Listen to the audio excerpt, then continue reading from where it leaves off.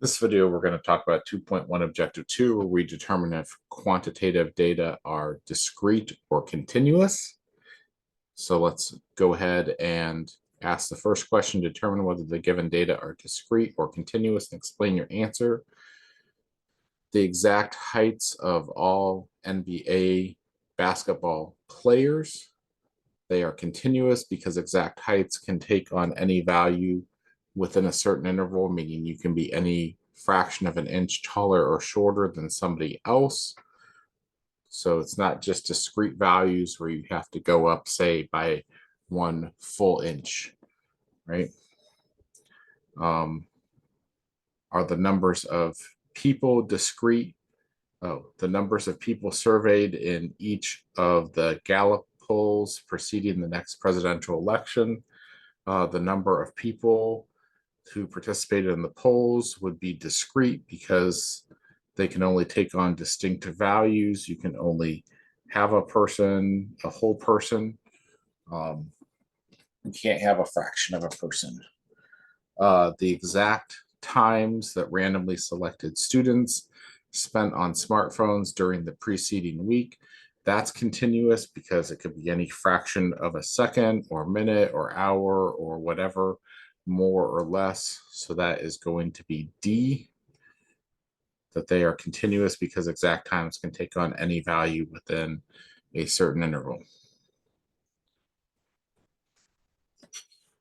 All right, let's state whether the data described below are discrete or continuous and explain why. The numbers of children and families, that would be discrete because the data can only take on specific values. So that's C.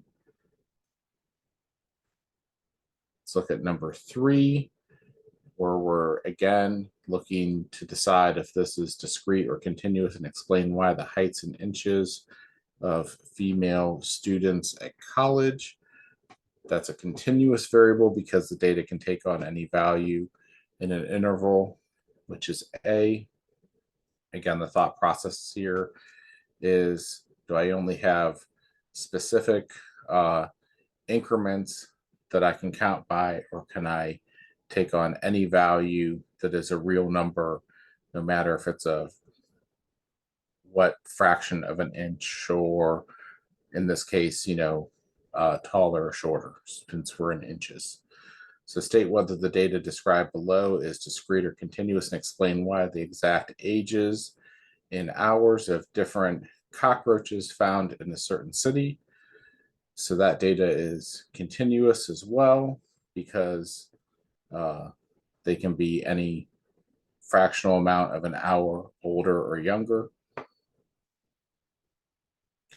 State whether the data described below are discrete or continuous and explain why. The number of loans a bank makes each month, that would be discrete because it can only take on specific values. Then state whether the data described below are discrete or continuous and explain why. The amounts of time different residents wait for the elevator in a tall apartment building, that would be continuous because it can take on any value in an interval. So that's B.